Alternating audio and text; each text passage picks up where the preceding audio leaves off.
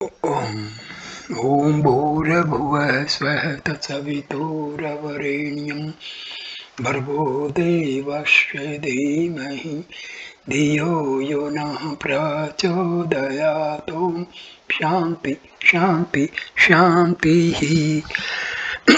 नमस्कार मेरे प्यारे दोस्तों, ये 18वां वीडियो है महर्षि रामना से बातचीत का। ये वीडियो शुरू होता है 198वें बातचीत 10 नवंबर 1936। 198वें नंबर बातचीत। कुछ महिलाओं ने प्रश्न किया, क्या मनुष्य का निम्न कोटि के पशु की योनि में पुनर्जन्म होना संभव है? महर्षि का जवाब, हाँ, यह संभव है। जैसा पुराणों में जड़ भरत का दृष्टांत है, जो राजवंश के महात्मा होकर भी मृग योनि में जन्मे। भक्त, क्या व्यक्ति पशु योनि में भी आध्यात्मिक प्रगति करने में समर्थ है? महर्षि, असंभव तो नहीं, यद्यपि यह अत्यंत दुर्लभ है। भक्ति, गुरु अनुग्रह क्या है? गुरु अनुग्रह क्या है? यह किस प्रकार कार्य करता है? महर्षि, गुरु आत्मा है।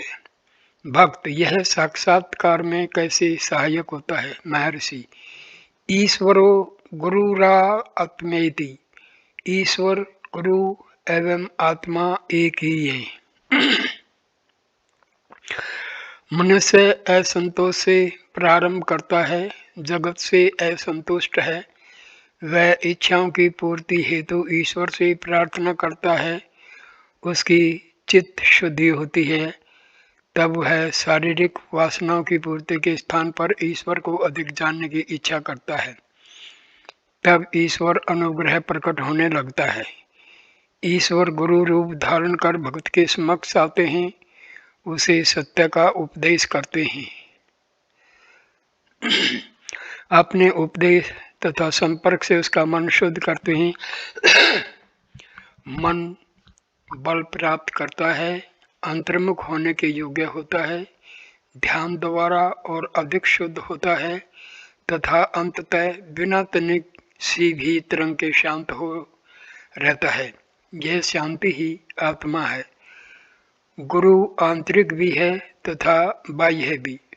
बाहर से वह मन को ढकेल कर उसे अंतर्मुख करता है, अंदर से वह मन को आत्मा की ओर खींचता है तथा मन को स्थिरता प्राप्त होने में सहायक होता है। यही अनुग्रह है। अतः ईश्वर गुरु तथा आत्मा में कोई अंतर नहीं है। बातचीत नंबर 199। बाद में महिलाओं ने पहले ही से साक्षात नित्य आत्मा के साक्षात्कार में अपनी वर्तमान असमर्थता के संबंध में कई प्रश्न किए। साक्षात्कार का लक्षण आनंद होगा जिसका अभाव था। महर्षि ने कहा, चेतन एक ही है, परंतु हम अनेक प्रकार के चेतन का कथन करते हैं, यथा देह चेतन, आत्म चेतन। ये सब उसी संवित आत्मा की सापेक्ष अवस्थाएं हैं। चेतन के बिना देश एवं काल का अस्तित्व नहीं है, उनकी अनुभूति चेतन में ही होती है। चेतन एक पर्दे की तरह है, जिस पर यह चित्र सिनेमा के पर्दे पर चलते चित्रों के समान दिखते रहते हैं। संवित आत्मा हमारा वास्तविक स्वरूप है। भक्त, ये दृश्य कहाँ से उदय होते हैं? महर्षि, जहाँ से तुम उदय होते हो। पहले दृष्टा को जानो, तब दृश्यों के संबंध में पूछो। भक्त, यह प्रश्न का केवल एक पक्ष हुआ। महर्षि, दृष्टा में ही दृश्य सम्मिलित है, इस एक पक्ष में ही सब पक्ष पूर्ण रूप से व्याप्त हैं।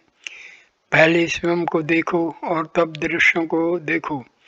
जो तुम में नहीं है वह बाहर नहीं दिख सकता। मेरा समाधान नहीं हुआ। भक्त, मेरा समाधान नहीं हुआ। महर्षि, समाधान तभी हो सकता है जब तुम स्रोत तक पहुंचे, अन्यथा बेचैनी रहेगी। भक्त, क्या परमात्मा गुण सहित है अथवा गुण रहित? महर्षि, पहले ये जान लो कि तुम गुण सहित हो या गुण रहित। भक्त, समाधि क्या है?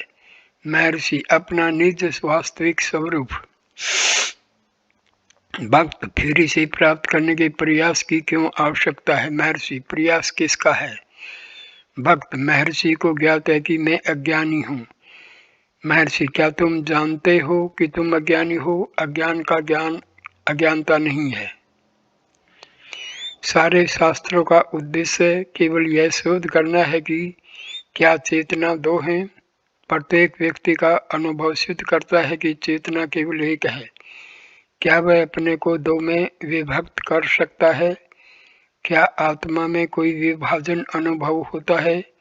निद्रा से जागृत होकर व्यक्ति स्वयं को वही पाता है जो जागृत में तथा सुषुप्ति अवस्था में था। यह प्रत्येक का अनुभव है, अंतर देखने तथा दृष्टिकोण का है। क्योंकि तुम अनुमान करते हो कि तुम अनुभव से पृथक दृष्टा हो, इसलिए यह कठिनाई उत्पन्न होती है। अनुभव से सिद्ध है कि तुम्हारा अस्तित्व सदैव एक ही है। भक्त, अज्ञान कहाँ से आया? महर्षि, अज्ञान जैसी कोई वस्तु नहीं है, इसका कभी उदय नहीं होता। प्रत्येक स्वयं ज्ञान है, केवल ज्ञान सहज प्रकाशित नहीं होता। अज्ञान का निवारण ही ज्ञान है जिसका सदैव अस्तित्व है।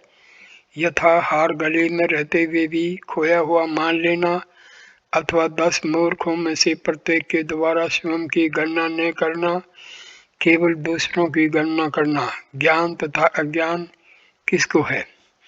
भक्त, क्या हम बाहर से अंदर की ओर अग्रसर नहीं हो सकते? महर्षि, क्या इस प्रकार का कोई भेद है? क्या तुम्हें सुषुप्ति में अंदर बाहर का भेद अनुभव होता है? यह भेद देह के संबंध से है तथा अहम भाव से उदय होता है। तथा कथित जागृत अवस्था में स्वयं एक भ्रांति है।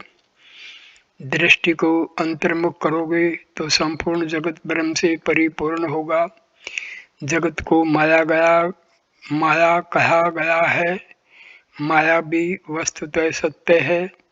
भौतिक विज्ञान के विद्वान भी जगत का उद्गम किसी मूल स्रोत वस्तु सूक्ष्म अति सूक्ष्म में खोजते हैं। जो जगत को वास्तविक मानते हैं तथा जो उनके विरोधी हैं, दोनों के लिए ईश्वर समान है। उनके दृष्टिकोण में भिन्नता है। तुम्हें इस विवाद में पड़ने की आवश्यकता नहीं है। लक्ष्य सबके लिए एक ही तथा समान है, उसको देखो। 14 जून 1936, 200 नंबर बातचीत। श्री कोहेन ने पॉल ब्रंटन की गुप्त भारत की खोज के अंतिम परिच्छेद में अंकित शब्दावली दैदीप्यमान ज्योति का अर्थ जानना चाहा। महर्षि, क्योंकि अनुभव मन द्वारा ही होता है, अतः प्रारंभ में यह प्रकाश की प्रभा जैसी प्रतीत होती है। मानसिक पूर्व प्रवृत्तियां अभी नष्ट नहीं हुई हैं, तथापि मन इस अनुभव में अपनी अनंत सामर्थ्य सहित कार्य करता है। किंतु निर्विकल्प समाधि में शुद्ध चैतन्य का अस्तित्व रहता है, जो ज्ञान अथवा अज्ञान को प्रदीप्त करने में समर्थ है। यह प्रकाश अथवा तम से भी परे है। यह तम नहीं है, यह निश्चित है। तथापि क्या इसे प्रकाश नहीं कहा जा सकता? अभिदृश्य प्रकाश में ही दृष्टिगोचर होते हैं। क्या यह कहना भूल होगी कि स्वयं के आत्म साक्षात्कार हेतु प्रकाश आवश्यक है? यहाँ प्रकाश से तात्पर्य चैतन्य से है, जो केवल आत्म रूप में प्रकट होता है। योगियों को योगाभ्यास से आत्म साक्षात्कार से पूर्व आभास तथा प्रकाश के दृश्य देखते कहे जाते हैं। पहले एक बार माता पार्वती ने ब्रह्म के साक्षात हेतु तपस्या की, तब उन्हें कुछ प्रकार की ज्योतियों के दर्शन हुए। उन्होंने इनको स्वीकार नहीं किया क्योंकि वे आत्मा से प्रकट हुई थी, स्वयं आत्मा नहीं, जबकि आत्मा सदैव की भांति वही थी। उन्होंने निश्चय किया कि वे ब्रह्म नहीं हैं। उन्होंने अपनी तपस्या जारी रखी तथा उन्होंने अनंत ज्योति का अनुभव किया। उन्होंने निश्चय किया कि यह भी दृश्य मात्र ही है, न कि परम तत्व। उन्होंने अपनी तपस्या फिर भी जारी रखी तथा अनंत उन्होंने अनुभवातीत शांति प्राप्त की। अंततः उन्होंने अनुभवातीत शांति प्राप्त की। उन्होंने अनुभव किया कि यही ब्रह्म है, कि आत्मा ही एकमात्र सत्यता है। तैत्तिरीय उपनिषद का कथन है, ब्रह्म को तपस्या से प्राप्त करो, बाद में तपस्या ही ब्रह्म है।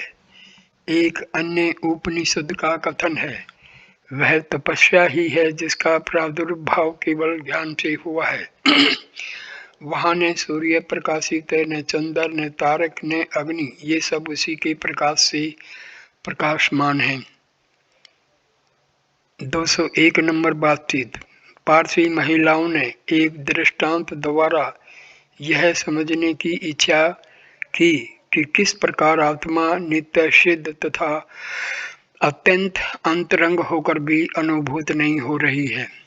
महर्षि ने इन कथाओं को दृष्टांत के रूप में कहा। नंबर 1, सब कांता भरण यथा, गले के हार की कहानी स्वयं गले में होने पर भी उसे अन्यत्र खोजना। दूसरा, 10 मूर्खों द्वारा केवल 9 की स्वयं को छोड़कर गणना करना। तीसरा, सिंह के बच्चे का बकरियों के झुंड में पलना। चौथा, कर्ण का स्वयं के माता पिता के बारे में अज्ञान। तथा पांचवा, एक राजपुत्र का निम्न वर्ण के परिवार में पालन। उन्होंने श्री अरविंद के योग तथा उनके वैदिक ऋषियों के अनुभव की अपेक्षा उनसे आगे तक शोध कर लेने की उनकी मान्यता तथा माँ का उनके शिष्यों द्वारा उपनिषदिक ऋषियों के साक्षात्कार से अभ्यास प्रारंभ करने की अक्षमता के मत के संबंध में श्री भगवान की सम्मति मांगी। महर्षि अरविंद पूर्ण समर्पण का परामर्श देते हैं। पहले हम उक्त निर्देश का पालन कर परिणाम की प्रतीक्षा करें, तदुपरांत यदि आवश्यक हो तो आगे विचार विमर्श करें, अभी नहीं। जिनकी सीमाएं नष्ट नहीं हुई हैं उनके साथ अनुभवातीत अनुभवों पर विचार विमर्श करने से कोई लाभ नहीं है। समर्पण क्या है यह जानो। यह अहंकार के मूल स्रोत में विलय होना है। अहंकार आत्मा को समर्पण किया जाता है। आत्मा के प्रति प्रेम के कारण ही हमें सर्व वस्तुएं प्रिय हैं।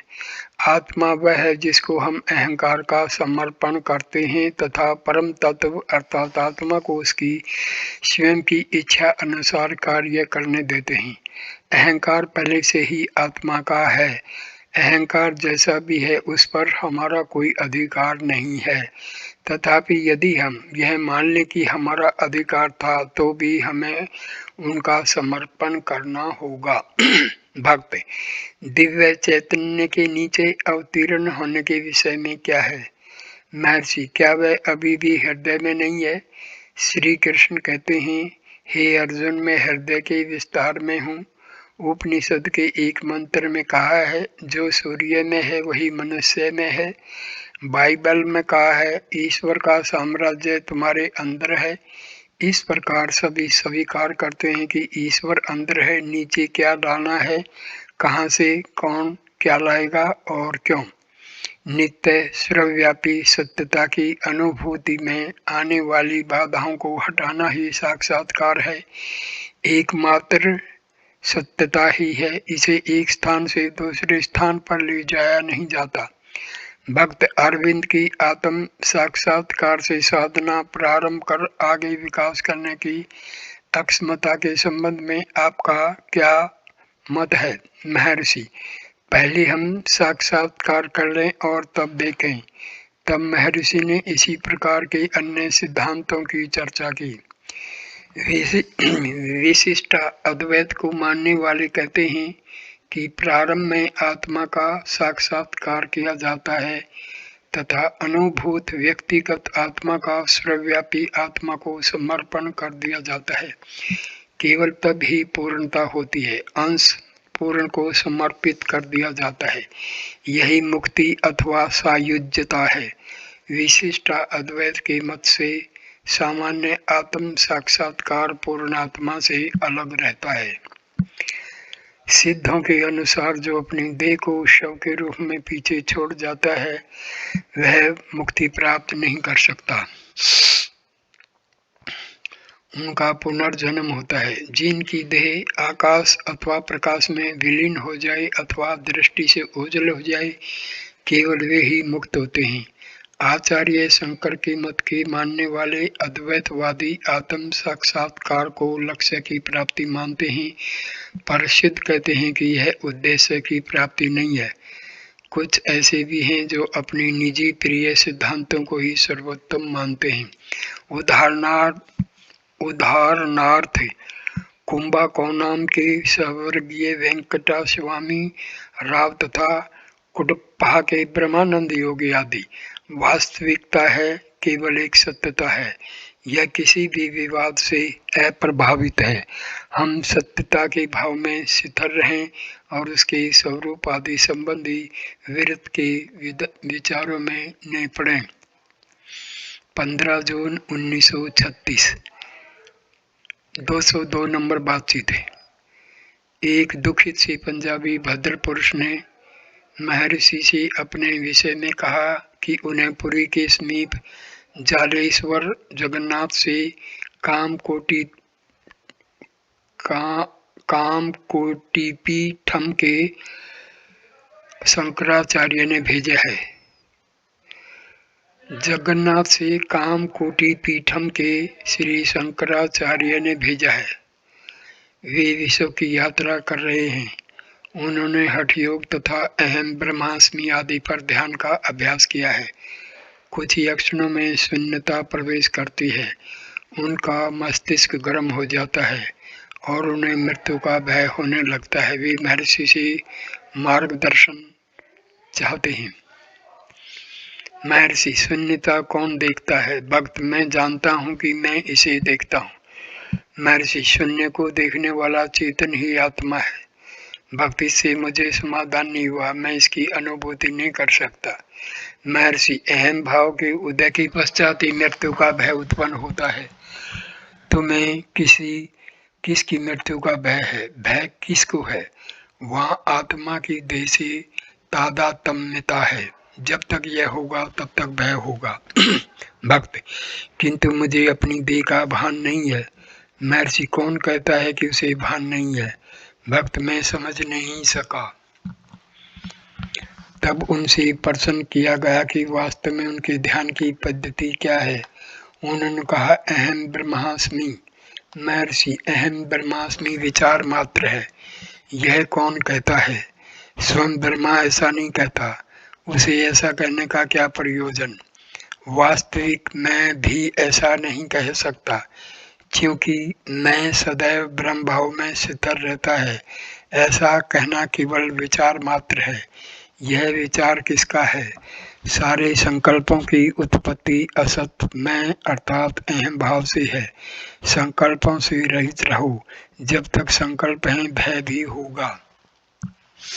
भक्त, इस पर विचार करते हुए मुझे विस्मृति हो जाती है, मस्तिष्क गर्म हो जाता है और मैं भयभीत हो जाता हूँ।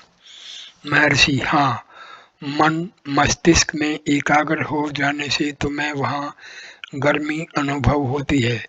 यह अहम भाव के कारण है। जब तक संकल्प रहेंगे तब तक विस्मृति होगी।